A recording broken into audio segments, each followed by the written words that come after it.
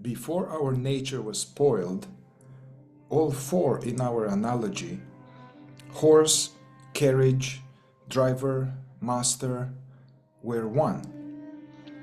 All had a common understanding and worked together, labored, rested, ate at the same time. But the understanding and language have been forgotten.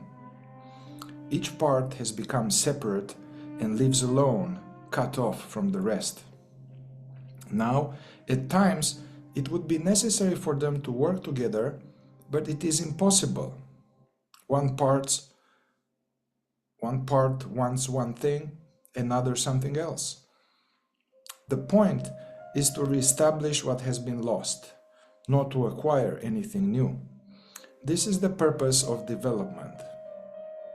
For this, we must learn to distinguish essence from personality and to separate them. When we can do this, we will know how to change and how. Meantime, we have only one possibility: to study. We are weak, we are dependent, we are slaves. It is difficult to break all at once the habits accumulated over years. Later, it will be possible to replace certain habits with others, although this also will be mechanical. Man is always dependent on external influences. Only some influences hinder, others do not. To begin with, it is necessary to prepare conditions for work. There are many conditions. At present, we can only observe and collect material that will be useful for work. We cannot distinguish where our manifestations come from essence or from personality. But if we look carefully, we may understand afterwards. While we are collecting material, we cannot see that.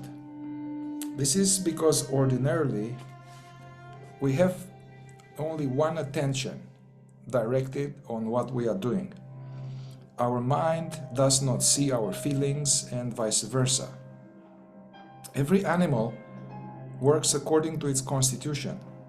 One works more, another less, but each works as much as is natural to it.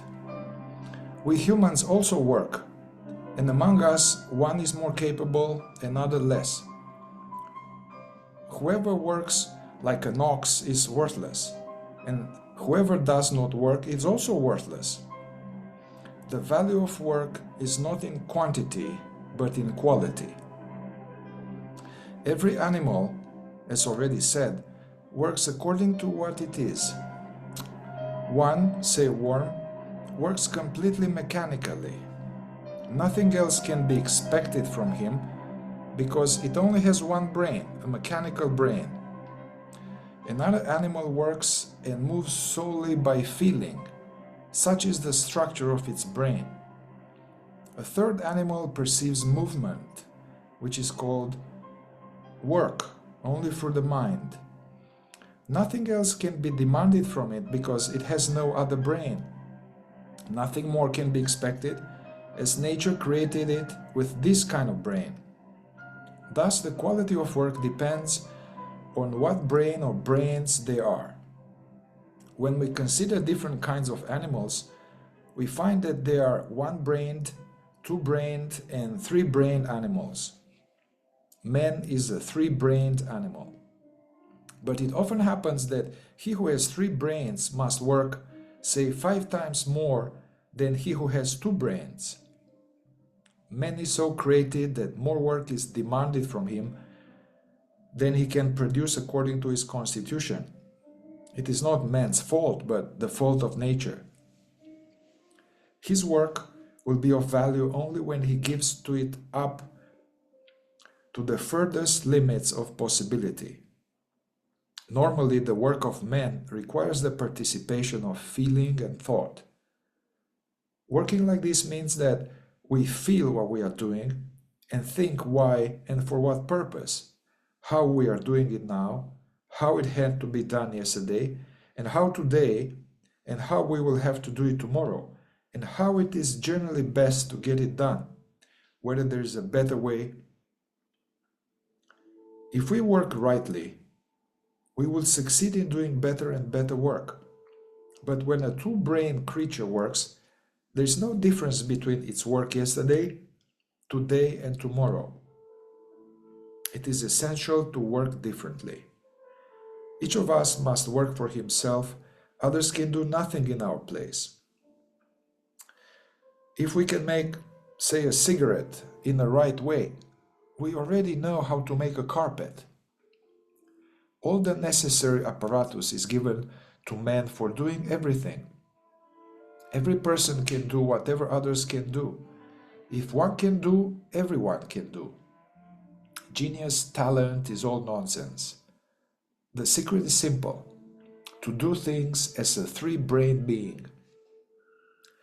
Whoever can think and do things in the right way can at once do a thing as well as another person who has been doing it wrongly all his life. What has to be learned by this other one in 10 years, the newcomer learns in 2 or 3 days, and he then does it better than the one who spent his life doing it. I have met people who, before learning, had worked in the wrong way all their lives, but when they had learned, they could easily do work they had never seen before, the finest as well as the roughest. The secret is very simple and easy. We must learn to work as a three-brain being. The essence of right work is that the moving, feeling, and thinking centers work together to produce an action. There is 1,000 times more valuable even in polishing the floor as it should be done than in writing 25 books. But before starting to work with all three centers together, each must be prepared separately to be able to concentrate, remembering that it consists of 3 parts. The moving center is more or less adapted, although it must be trained to work with the others. The second, as difficulties goes, is the thinking center, and the most difficult of all is the feeling center.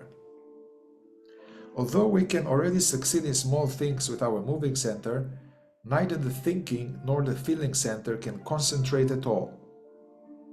Marshalling thoughts in a desired direction is merely mechanical concentration that is not the goal. It is important to know how to not depend on associations. The chief cause of our wrong way of working is our limited development, the fact that we educate nothing but the mind. We know how to behave with such and such person. Good morning, how do you do? But it is only the driver who knows this. Sitting on his box, he has read about it. But the horse has no education at all. It never went to school. It has not even been taught the alphabet. It knows no language. The horse was also capable of being taught, but we forgot all about it, so it grew up an abandoned orphan. Only the driver was taught. He knows languages, knows where such and such street is, but he cannot drive there alone. If any of us thinks that self-study will help and we will be able to change, we are completely mistaken. Even if we read all the books, study for 100 years, master all knowledge, all mysteries, nothing will come of it. Because all this knowledge will only belong to the driver. And he, even if he knows, cannot pull the carriage without the horse. It is too heavy. As for the carriage, its existence was completely forgotten. Yet it is also a part, and an important part of the team. It has its own life, which is the basis of our life. It has its own psychology. It also thinks, is hungry, has desires, takes part in the common work. It too should have been educated, sent to school, but neither the parents nor anyone else cared about it. Originally, our carriage was built for an ordinary town. All the mechanical parts were designed to suit the road, including its many small wheels. The idea was that the unevenness of the road would distribute the lubricating oil evenly and thus oil the parts. But all this was calculated for a certain town where the roads are not too smooth. Now the town has changed, but the model of the carriage has remained the same. It was made to cart luggage, but now it carries passengers, and it always drives along the same kind of street, the broad boulevards. Some parts got rusty from long disuse. If at times the carriage needs to take a different street, it almost always suffers a breakdown or more or less a serious overhaul afterwards. After this, it can again run as best as it can on the boulevards, but for another street, it must first be altered.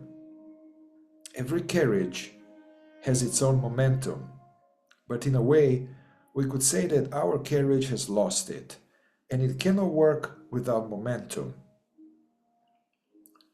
All of us wish and can wish, and only with one part of ourselves. Again, it is only with the driver, for he has read something, heard something.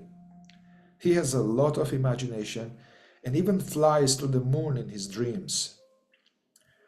Those of us who think that we can change ourselves are greatly mistaken. To change something inside is very difficult. Whatever we know, it is the driver who knows it. All our knowledge is just manipulation of the thinking function.